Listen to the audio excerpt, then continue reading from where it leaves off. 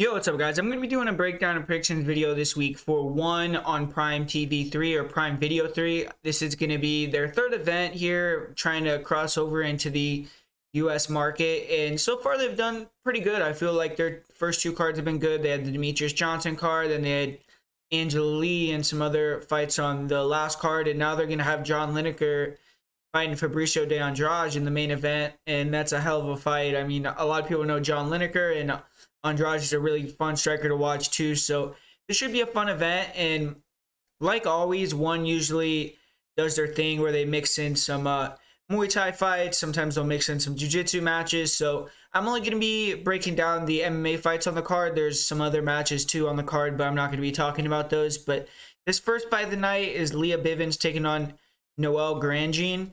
And Leah Bivens is going to be her pro MMA debut here, and her first fight is in One Championships, which is pretty presumptuous.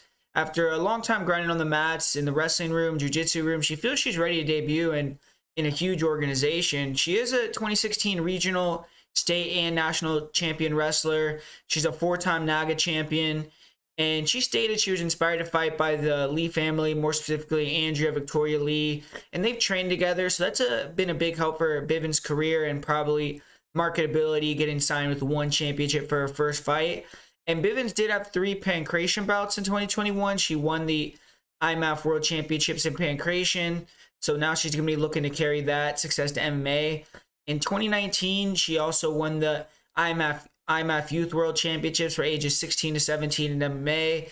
And she was scheduled to fight earlier this year and won, so she's been preparing for this One journey for a little while now. She should have the experience necessary to at least look as if she belongs in the cage, but we'll see how she looks on fight night. And for Noel Grandjean, she's making her One Championship debut here as well. She's already 3-0 as a pro. All of her fights so far have either been in Thailand, where Grandjean trains, or her home country of the Netherlands.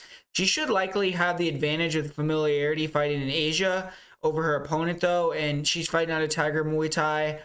Her father was an MMA fighter, competed in Judo and Muay Thai, so she's been doing Judo since age 6. She went on to become the French and Thai Judo champion, and now with the Judo background, she's gone to Tiger Muay Thai to round out her striking skills.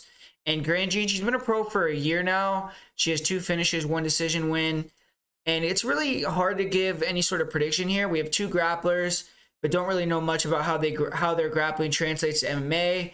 I only found 1 MMA fight of Leah Bivens, and it left questions because she didn't get hit 1 time. She got inside, hit a throw in the clinch, got to mount, hit the armbar, finished the fight in a little over a minute. All I really know about Bivens is she's a high-level wrestler with the purple belt, a lot of accolades, and she's been around MMA since she was very young. She has 2 IMAF World Championships. And she's gotten some MMA training in with the Lee sisters. Feels like she can do some damage in the sports. So we've yet to really see her throw a strike in a fight or get hit. But she's tall. She's going to have a 6-inch height advantage. So that should help her out. And I don't know much about her gym, House of Moon. So I would say Tiger Muay Thai has better coaches and training partners. But Bivens is going to have to prove she could take some punches, strike on the feet with someone else who has a good grappling background, and see what happens. But Noel Grandjean, she's shorter, compact. She looks built and strong, and she has a face tat, so she's about that life. But I do think Grandjean, she's small for 115. She's competed at atom weight before, and she's more than likely going to be at a size disadvantage. On the feet, she has a Muay Thai style, decent hand speed, good leg kicks, and she has some power. Striking is improving. Her left hook looked good in her last fight. She landed a nice head kick too. But she usually gets the fight to the ground through her judo throws and likes to grapple more than strike. She likes that head and arm position. She has good arm bars from there. She'll get to the mount, use her ground and pound to open up the arm bar, or finish by TKO. And I've seen her get a little bit sloppy on the ground, lose position. And against a big wrestler with a purple belt like Leah Bivens, that's something she can ill afford to do. I feel like whichever fighter could secure and keep top position most effectively is probably going to win this fight, unless Grandjean has a big advantage on the feet and can keep it there. This is a tough one to call, but I'm going to side with Leah Bivens slightly. I think she's going to be the significantly bigger girl, which will help her be able to win the grappling exchanges. And I think that Bivens will be able to keep the top position. Her wrestling or jiu-jitsu should be superior to Grandjean's judo, I feel. It's hard to really be confident, though, because we don't know how Bivens is going to react to getting hit, or if she can go 15 minutes. Her going pro right away makes me think she and her coaches know she's ready and maybe, a future talent. But winning your MMA debut is going to be that first step in proving that to everybody. And I'm going to say Bivens gets it done via decision. It's actually a pretty hard opponent. You know, a Tiger Muay Thai girl with a judo background, 3-0 already. So we'll see what happens. But I'm going to go with Leah Bivens by decision. And this next fight right here, this is a sick fight right here between Jeremy Miato and Daniel Williams. If you guys don't know either of these guys, I definitely would recommend you watch this fight. I mean, Daniel Williams, he's a really, really good striker. Jeremy Miato, he's a 9-fight veteran of ONE, currently on a 3-fight winning streak. And he's been a fun fighter to watch. He's had all of his wins come by knockout.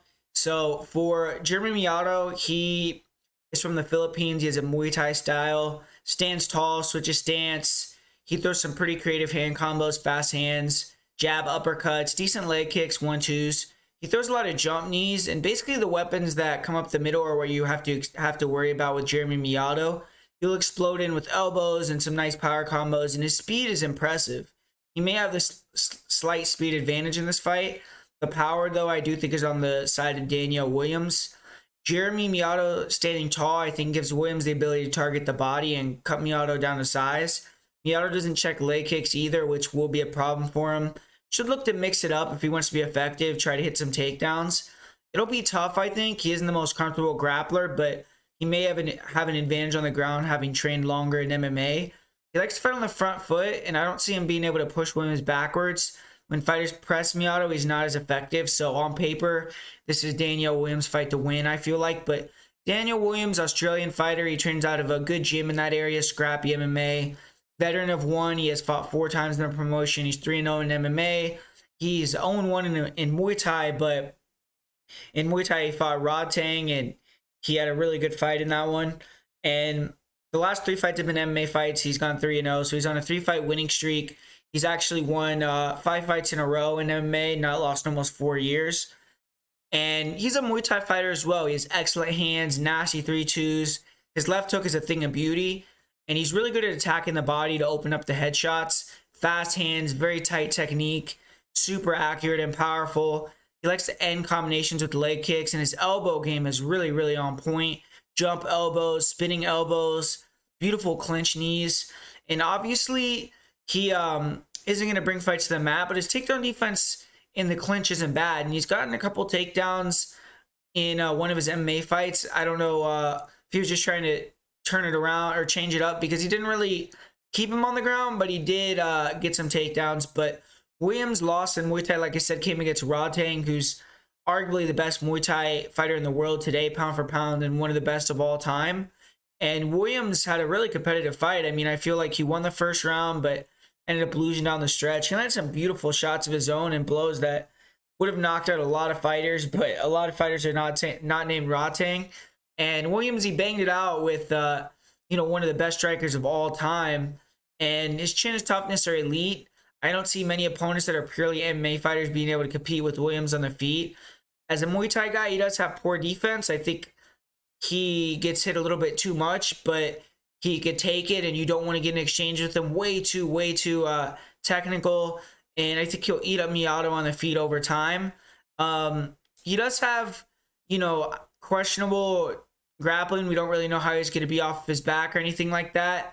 And he also has a lot of scar tissue, so he does tend to cut pretty easily. So that may be one of the only ways you could finish him on the feet. But at 29 years old, I think if he sticks to MMA, he could become successful. And this should be a 6 striking fight. Early on, I think it will be competitive, but I think Williams is going to show his class with the leg kicks, body shots, and I think he's eventually going to stop Miato. And I got to go with Daniel Mini T. Williams here, and I'm going to say he wins by knockout. And in the third MMA fight on the card here, we got Woon Kim. He's going to be taking on Shamil Gasimov. So this is going to be a Russia versus Japan matchup. And Shamil Gasimov, this is going to be his first fight in ONE. He's 12-0 so far in the Russian regional scene. Mostly padded record, but recently he's beaten some decent guys. And he has the typical Russian style. He stands tall, throws a lot of kicks, overhands, and likes to bounce on the outside, slowly cut the cage off, and then get the takedown. Good wrestling, and he has a variety of submissions, good front chokes, good arm locks, and he's still hittable. He stands heavy on his lead legs, so his striking is a little bit rudimentary, but I've seen him take some big punches, keep coming. He has that stoic Russian kind of style about him as well, and good cardio, very composed. He so far has just been able to kind of cut the cage off, get fighters near the fence, get the takedown, and drown them with this grappling, eventually get a submission, or win the fight by decision. And for Jae-Woon Kim, this is going to be his 6th ONE Championship appearance. He's 3-2 so far. He's coming off a knockout loss. And he's not fought a fighter from Russia yet, so this is going to be the first time he's fought this style. For Kim, he's a pressure fighter on the feet. He's long, throws good straight shots down the middle, decent leg kicks. And I think he could maybe pose some issues, especially if he can keep it standing. I think he'll be able to win the stand-up. But he has to set up his kicks, not get taken down, and just chip away. He has to be diligent and not overextend, be patient, good effective pressure, but not give up the takedown. And he's good at attacking the body. I feel like attacking the body is going to be something he should look to do in this fight as well. And the striking isn't elite or anything, but in my opinion, it's a lot better than Gasimov's. And he has pretty good takedown defense, but it hasn't really been tested by someone with the wrestling acumen of Shamil Gasimov. And I have seen him get taken down a few times in certain fights. He got taken down by Rafael Nunes, who isn't really the best wrestler. And I most definitely think Gasimov can get the takedowns here. Kim looked decent off of his back, and he was good at working back to his feet, but he did expose his back, and I could definitely see him getting backed up and taken down at will, or taken down and submitted here if he can't find that knockout. He has good cardio, and he will keep coming. He's proven his power. He's gotten a couple big upset wins with the knockout, but this is a pass type of fight here unless Gasimov is a dog somehow. I anticipate Gasimov will be a decent favorite, though. That's why I'm saying it's probably a pass. He probably will be able to use his wrestling and get the win, but Kim's a better striker and probably the best striker that he's fought thus far.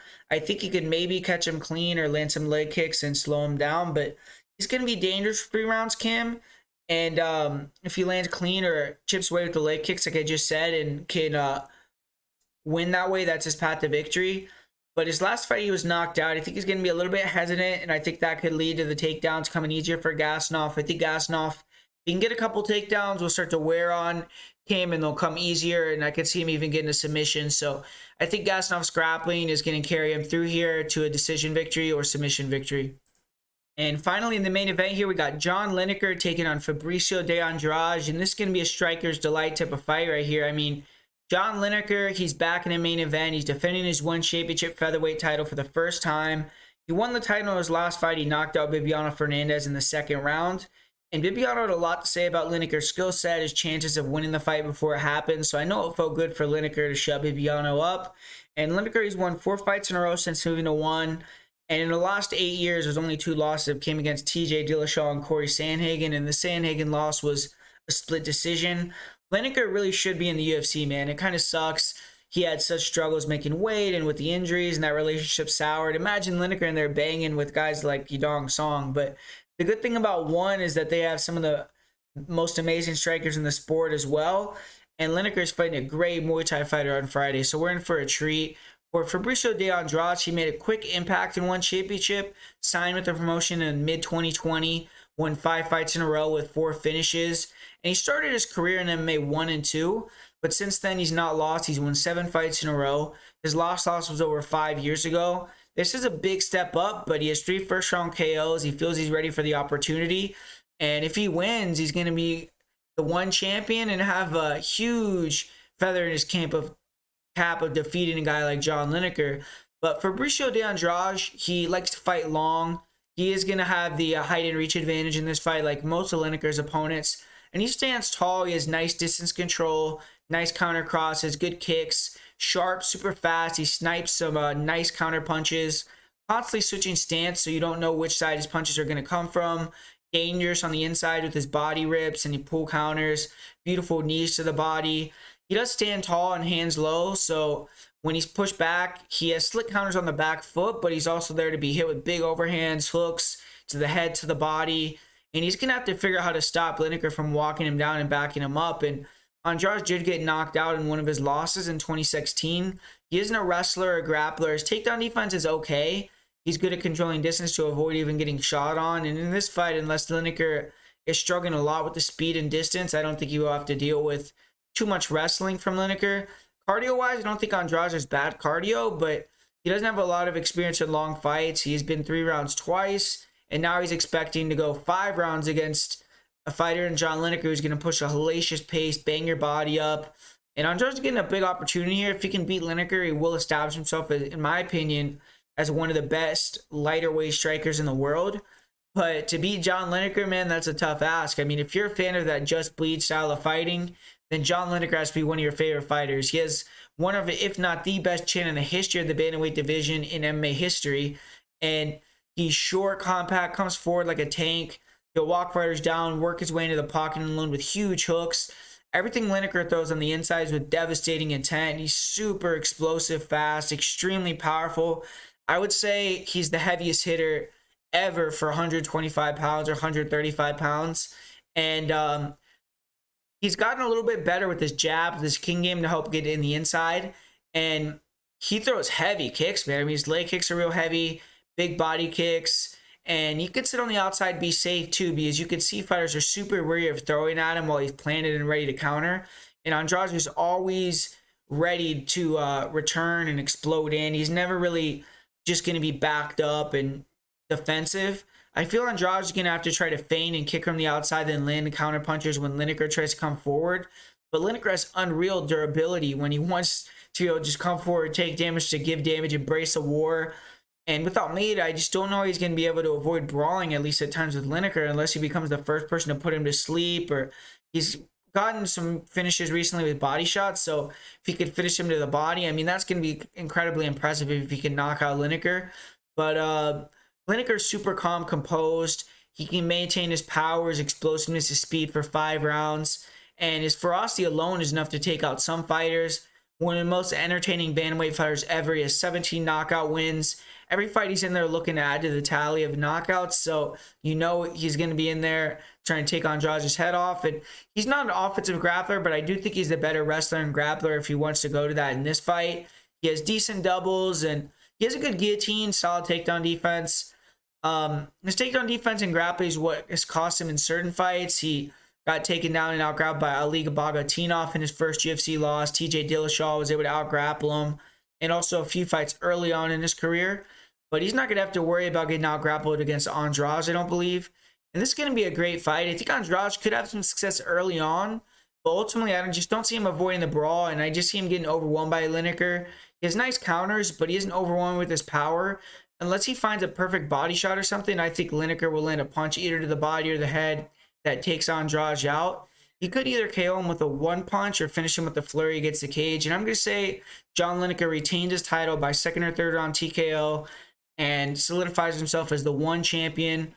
And Lineker, he's one of these guys that a lot of these fighters that came over to ONE from the US haven't performed as well as they did in the States. But John Lineker, he has came right in and made an instant impact, not shown any, ill effects of having to go overseas and fight, and he's undefeated. He's the current champ over there in ONE. So Lineker, man, if he could beat Andrade and continue his reign, he's going to prove that he's arguably the best bantamweight outside the UFC. I would love to see, him get to fight some of these better names over from North America, but it is what it is. I mean, he's going to be taking on Fabricio de Andrade, which, make no mistake about it, is a formidable challenger. So it's not like he's getting slouches. But, I would love to see him fighting even the best guys in Bellator or the best guys in the UFC. But John Lineker, champ, I think he's going to retain his title. And that's a full card breakdown for ONE championship. Right now, there's no odds. So I would say, as far as betting-wise, I would say people that are pretty safe to bet, I would say Daniel Williams is probably my most confident pick. And then I would say followed by John Lineker, and then Gasimov, and then Bivens is my least confident. So thanks for watching, guys, and make sure to watch the show. It's gonna be a fun show to watch, this ONE championship show. Anytime John Lineker fights, I think he's must-see TV. So hopefully people tune in. And yeah, man, thanks for watching this YouTube video. I'm gonna be continuing to drop my UFC predictions, and UFC 280, man, it's upon us. So we got Charles Oliveira versus Islam Makhachev. I'm super pumped for that fight, and hopefully you guys are too. So I'll see you guys later this week.